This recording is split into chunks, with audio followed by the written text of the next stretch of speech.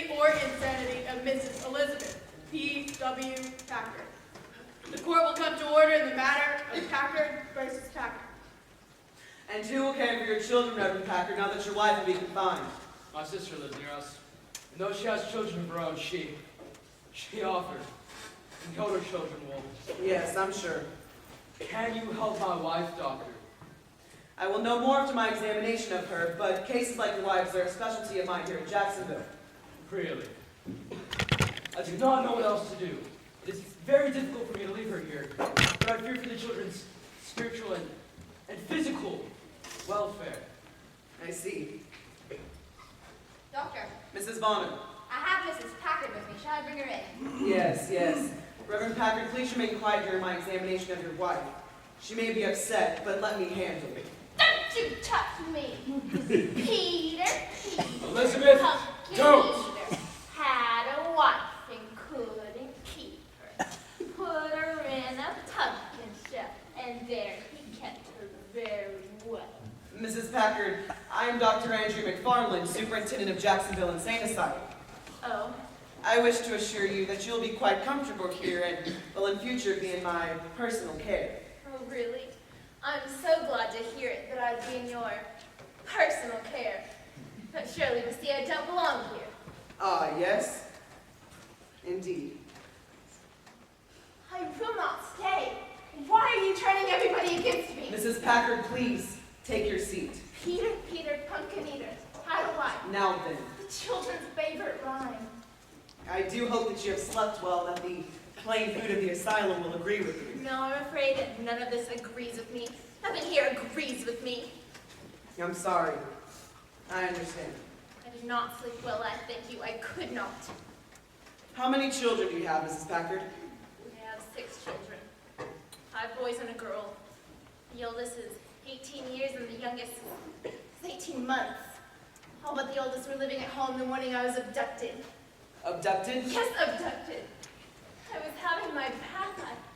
I looked out the window, saw 2 doctors, a sheriff, and my husband come walking up the path, yelling, pounding on my bedroom door. I screamed. I wasn't dressed. They wouldn't wait. Surely. The doctor took my hand. Her pulse is very quick, he said, and pronounced me insane. I was abducted, don't you agree? I can see you did not come on your own volition, Mrs. Packard.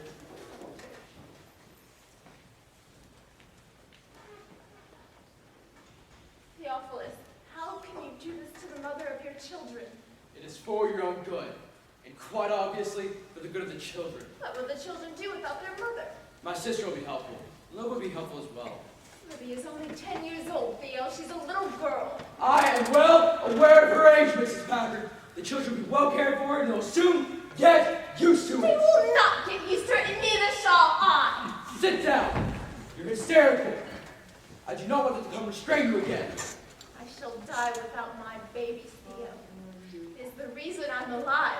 To be a mother. To care for my little ones. I hope someday you will understand. I have no recourse. You endanger the souls of yourself and your children, as you are now. I sincerely hope you will be cured. You didn't get your way now, did you? You fancy ladies never do. I thank you to keep your opinions to yourself. Oh, would you now? He's the crazy one, not me. Ah, yes, but he's the one living, darling, living in the world. State your name, please, for the record. I am Miss Sybil Dole, Mr. Packard's sister. Mrs. Dole, did you ever see your sister-in-law behave in a manner that made you think her mad? Yes. One evening, we were sitting at table. Miss Packard was talking about religion. She became very excited. When Mr. Packard remonstrated with her, she became extremely angry. She rose up from the table, said she would have no fellowship with the work of darkness, took her teacup, and left the room in great violence. Your husband sent you this, Miss Packard. Oh, thank heavens. Judging by the size of it, he expects your stay until doomsday. Is this some kind of a cruel joke? Mrs. Bonner, is this all there is for me? None of my good clothes, no paper or pen? No. It's all you got in the wide world, what you have there. Don't know what else to tell you. He's your husband, not mine.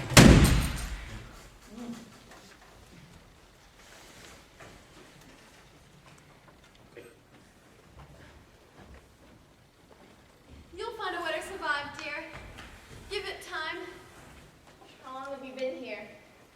3,446 days. But who counts days? Nearly 10 years? I would never agree to do what my husband wanted, you see, so he kept me here.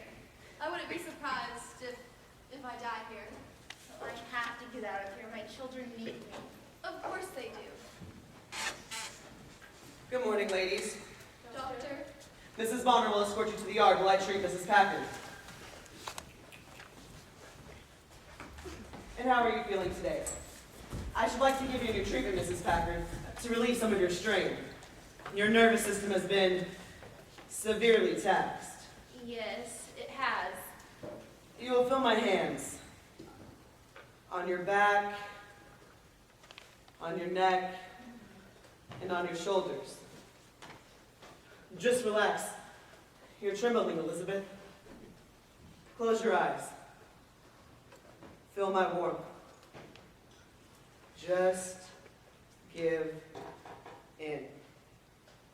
Just give in. Dr. McFarland? Merely a kiss of charity, my dear. Your husband is a fortunate man. My husband does not know me. Ah, I'm sorry to hear it. What may be of some confusion is that I have said that as a woman, I represent the female spirit in earthly form, just as you as a man represent the Father and the Son. You may not agree with this interpretation, but it is not delusional.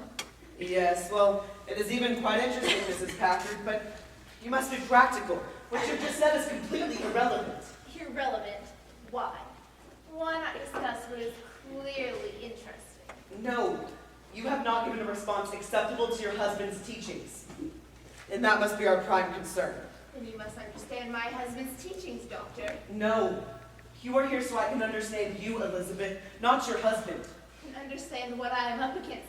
My husband is not merely a minister of the faith.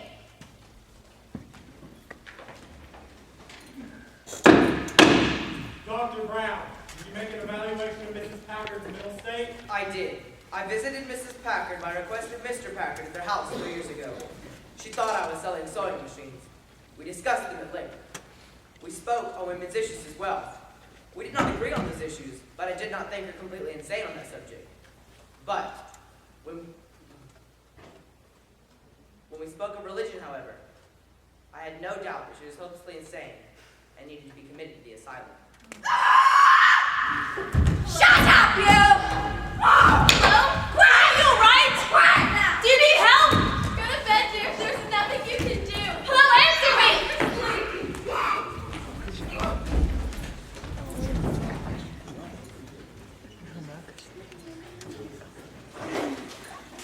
All right, ladies. You're men in for the doctor's family today, so make your showing with your very best hands.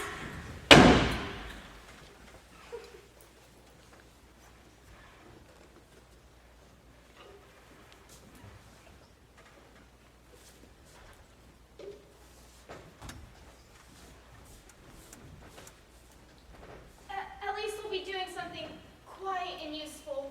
Yes, Mrs. Packard. Take note. This is the sunny side of prison life. May I see that for a moment, Mrs. Chapman?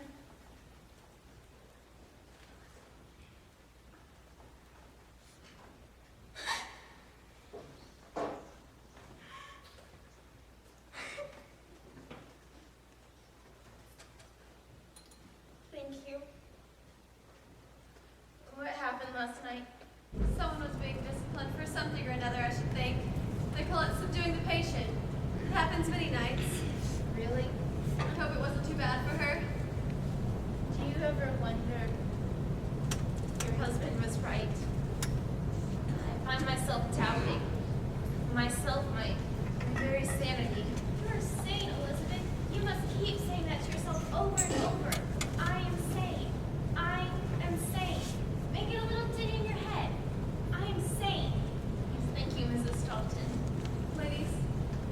a note from the 8th Ward yesterday. Mrs. Bonner was reported nearly to death in the night. She was in such a state, she blacked out while she was doing it. It was Mrs. Honster, I'm afraid. Oh dear. She hanged herself yesterday. What? Ladies, Dr. McFarland, how nice to see you. I've just now finished mending your wife's skirt. It looks lovely, don't you think? Now, how does this work?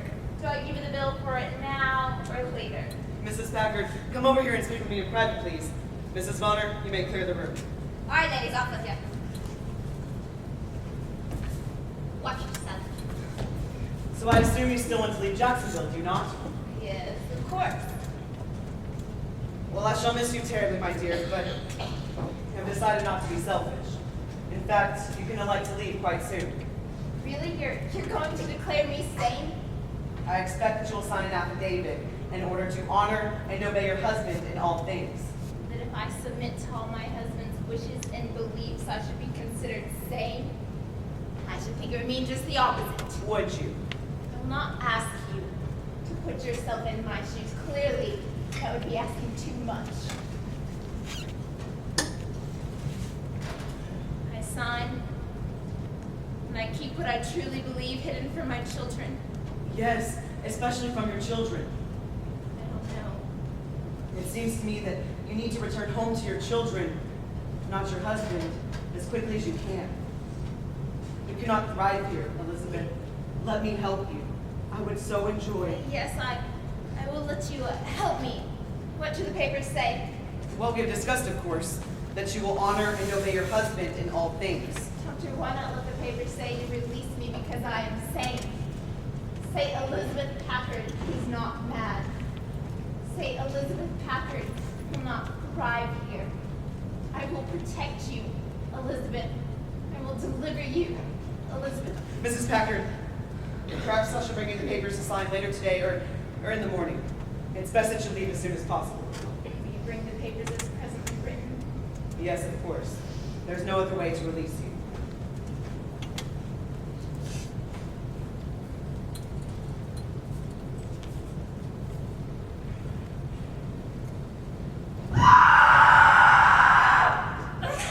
Dear, I can't bear it anymore. He'll do anything.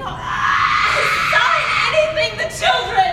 Elizabeth, are you all right? Yes, never mind, Mr. Chapman. I'm sorry I disturbed you. We can speak in the morning.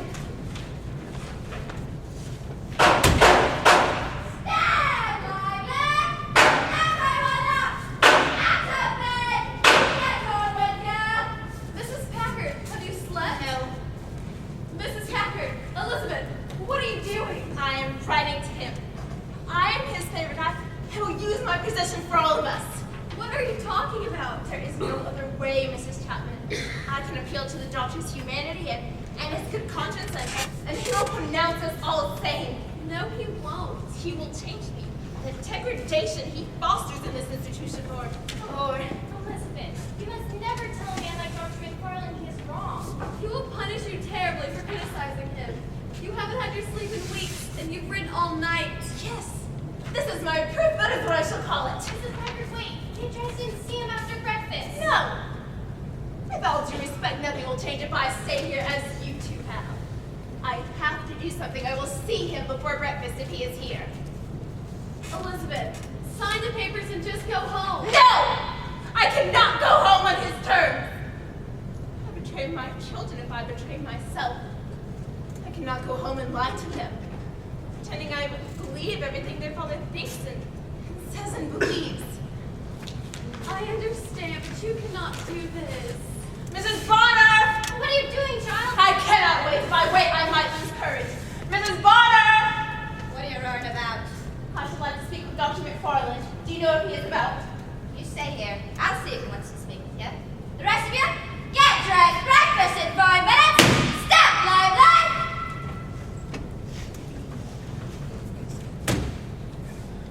In case something happens to me, I've made a copy of your reproof. What? It is hidden in the back of my mirror. Remember that, will you? He'll listen to me. No, he will not. I know him. I am sane. I am sane.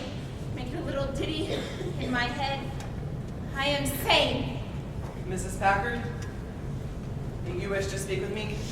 Please. Do you wish to sign your papers now? Perhaps I will sign them now. But first I'd like to give you the opportunity to, I've been writing to you all night. Really? Dear Dr. McFarland, I would never dream of contradicting or criticizing you in any way. After all, you are the doctor and I the patient, but there are things you may be ignorant of occurring in this institution. Perhaps you do not know what goes on here. Excuse me? But some of the patients are treated here in your institution in a very insane manner. No. Wait. That is quite enough. I'm one of the most respected doctors for the mentally ill in this country. Mentally ill patients are not mistreated under my watch, if that's what you're implying. Do not turn your back on God. If you do, you'll die. You'll die by your own hand. I know to love each other is impossible, Doctor. You are married before God, as am I. You should know I never gave my heart. It is whole and complete. I give it now to you. Mrs. Bonner! Yes, Mrs. Bonner is one of the worst offenders. Doctor. Please escort Mrs. Packard to the yard. She is in need of some air. Doctor, please, I beg of you. Quiet her! No!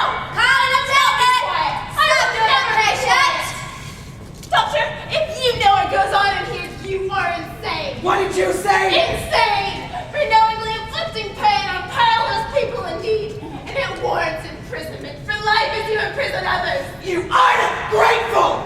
Mrs. Bonner, take Mrs. Packard to the 8th ward. Treat her as you do the maniacs. Bring her belongings down to the trunk room. She is to have nothing.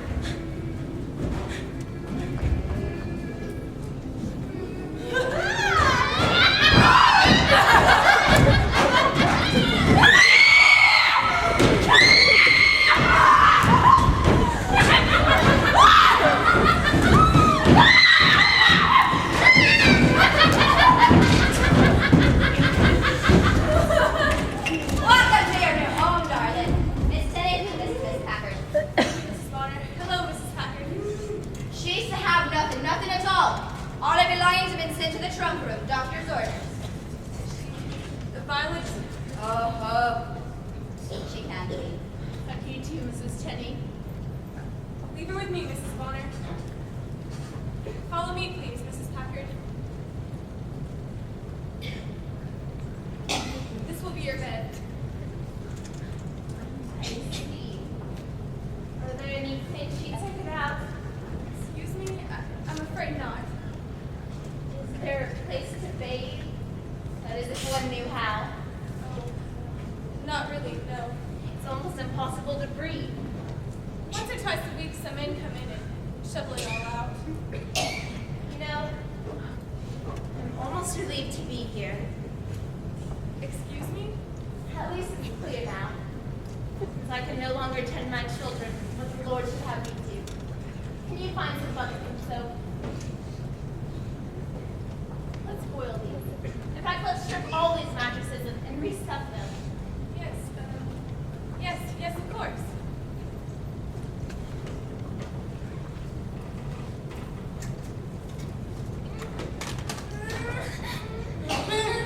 Good day, Mrs. Packard.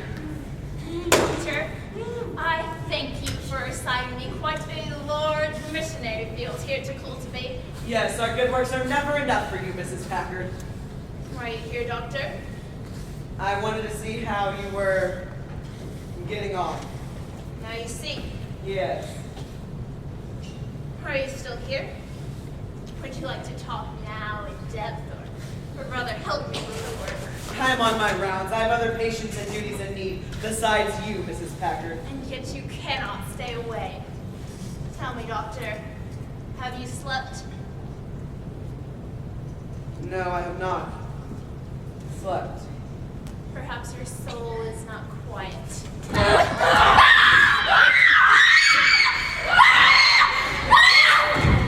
You see, Mrs. Packard, discipline is utterly necessary for the well-being of the patients. Ah, yes, well, I've got better of you.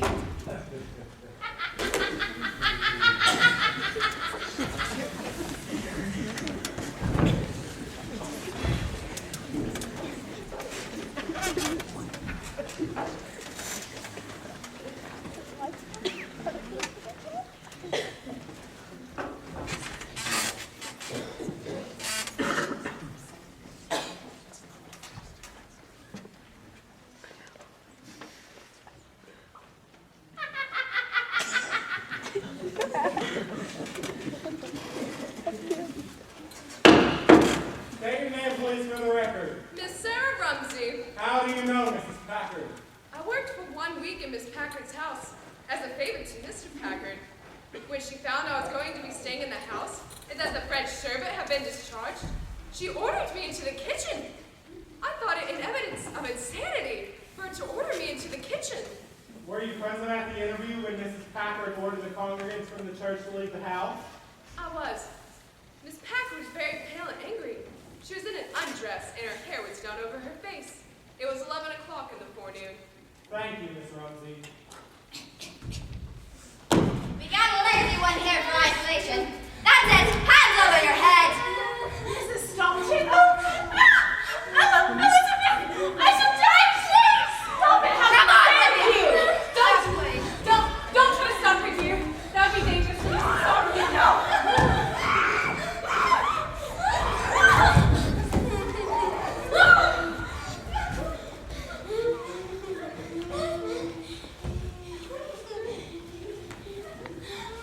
Leave that patient! Where did you get the paper and pen with which to write this document?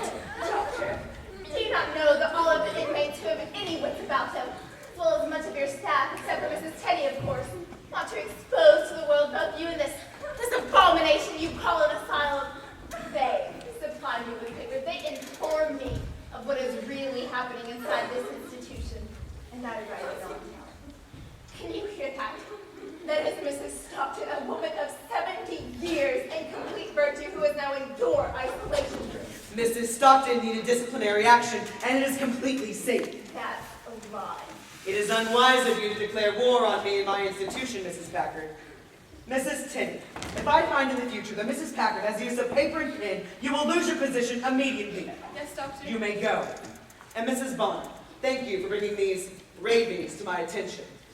And Mrs. Packard, what you have wrote here is all lies, pages and pages of lies. This scribbling only confirms to me your complete and total madness. I shall never again let you see the light of day. I am not a maniac. Neither he nor you can make me into a maniac. I entered this institution a sane woman. And I will leave it just as I entered it. A sane woman. For the sake of my children, you both shall call me sane. Look at you. You're raving. I will state the obvious, and this for the last time. Go home to your husband under the conditions I have outlined in writing, or die here. I'm going mad.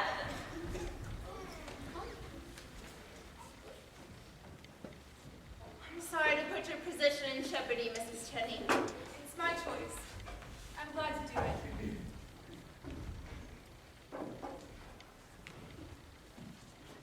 Here are testimonies from the ladies in the 5th ward. Shall I hide them in your bonnet, Mrs. Packard? Please. I've had the trunk brought up so we ladies don't have to sneak down to the trunk room anymore. You defied the doctor, Mrs. Tenney. I suppose I have, Mrs. Packard. Will you stay with me for a moment? Well, of course. I forget you are perfect and that you need care as well. It's not that I need care, Mrs. Tenney. It's that I am so terribly lonely. I always had my children to speak to at home. I understand. All right, Mrs. Packard. No more nonsense for you, my dear. It's all the isolation room with you. What? Jacket. What are you doing? What are you doing, Dad? She is to be in the isolation room for 3 days. Doctor's orders. Don't struggle, Mrs. Packard. It'll only hurt a lot more to do. Keep your little ditty in your head. I am sane. I am sane. I've waited for this moment for a long time, Mrs. Packard. I'm certain you have, Mrs. Bonner. How are you doing now, Mrs. Packard? Well, you'll have to tell me when to stop, otherwise I won't. I am the Justice of the Peace.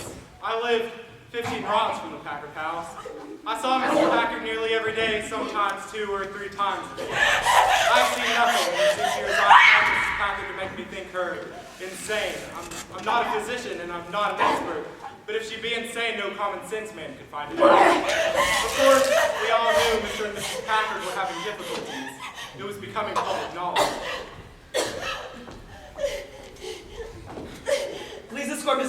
for bed, Mrs. Tinney. May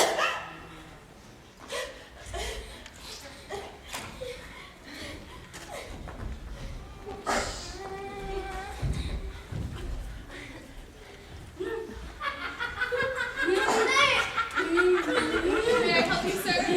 Visitors are not allowed on this floor. I'm the office guy. This is my wife, Elizabeth. Dr. McFarland said I could come up. Did he really? Mrs. Tenney, tell him to examine where he's exiled his wife. Did you possibly stop there howling? I'll try, sir. This time, I brought her some warm clothing. I brought you greetings from the children.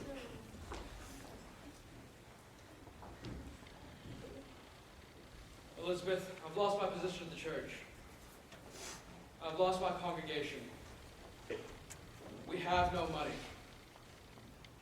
I cannot afford to keep all the children.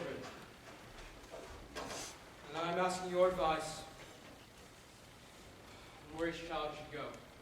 Theophilus, what have you done to the children? What have I done? Why? Your illness has ruined us! Well, have you received the letters I wrote to you? I've received no mail from you. Nor I from you. Where are the children? Please tell the children how much their mother loves them. Never doubt how much she loves them. Reverend Packard.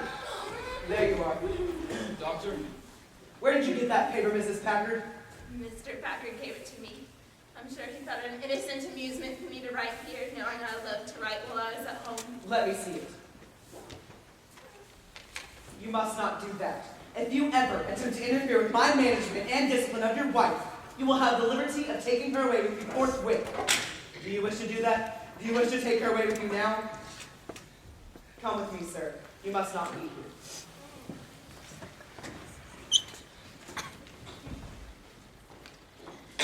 I overheard, of course.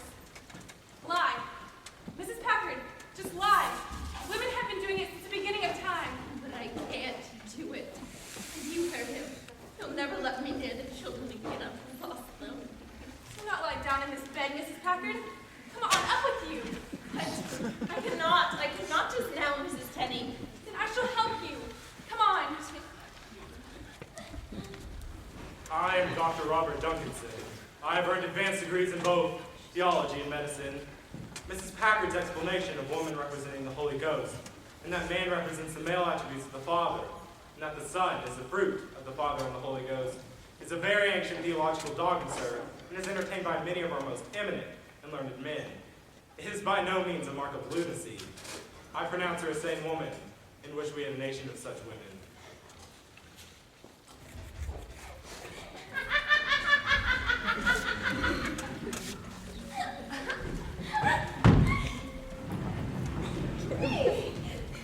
We hear you're having a difficult time, dear. Some days are better than others, but Mrs. Tenney helps me a great deal. She insisted I come to the ball tonight. I'm not supposed to leave the 8th Ward, Dr. McFarland's orders. Oh, Elizabeth, promising you'll not end up like our dear Mrs. Stockton. What do you mean? Mrs. Stockton, how good to see you. Mrs. Stockton? Hello, dear. She hasn't spoken a word since she came back from the isolation room. No! Mrs. Stockton! Hello, dear. I'm so sorry. Elizabeth, no crying now. Don't give that woman the pleasure. The Lunatics Ball is held twice a year in this auditorium. It is a welcome break from our institutional routine. Even some of the local townspeople Stop, are lady. coming. Stop it. Perhaps you met Make Mrs. it Tinney, and this is Mrs. Chapman from our 7th Ward, our best ward. Mr. Blackman, President of the Board of Trustees. How do you do? This way, gentlemen.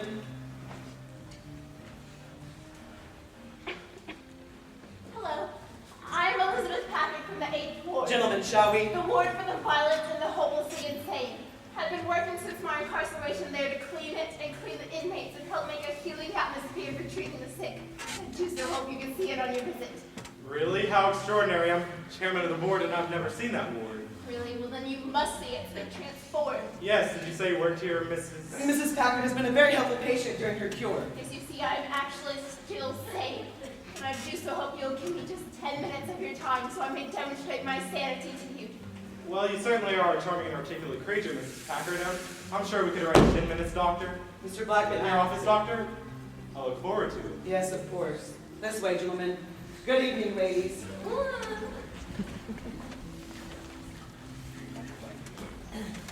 Mr. William Blessing. My wife and I have known Mrs. Packard, and I've never once thought her insane. The morning I looked out my window, and I saw the men carrying Mrs. Packard from her house. I ran up to the street to try and stop them. The sheriff informed me that Mr. Packard had every right to be doing what he was doing, and I better step back. Later, we tried to visit her in Jacksonville. I even wrote the governor, but I learned there was nothing we could do to help.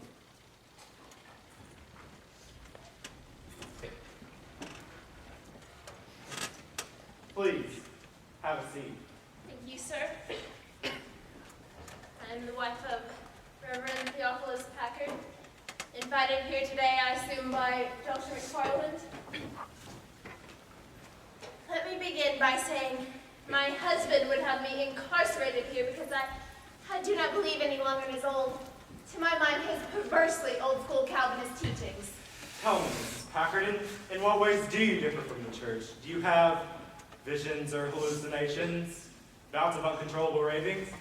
Do you speak in tongues? No, not in the least. Gentlemen, I teach my children Christianity.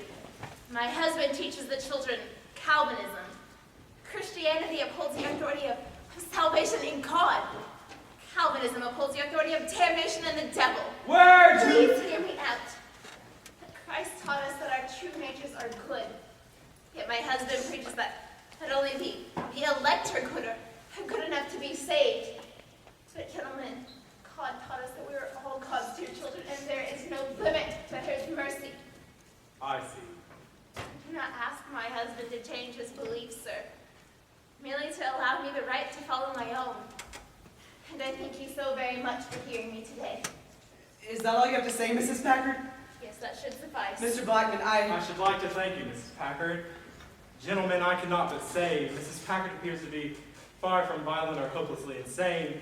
She is certainly emotional, perhaps passionate is more the word, but she is also logical in her own way, much like my own wife. Mr. Blackman, with all due respect, I Dr. don't... McFarland, I think she should be sent home.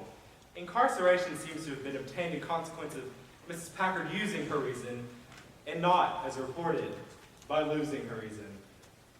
It seems to me that the type of treatment Reverend Packard seeks, and did rightly seek, cannot be attained in this instance. You concede defeat, Doctor? I'm afraid I must. I'm sorry I could not reach her. For the sake of my children, sir, I'll protect them from their mother's moral degeneracy. As a man of God, I cannot, as you seem to want me to do, I will not allow her heretical ideas to infect my home. I will not live a lie. Shame on you, gentlemen. Shame!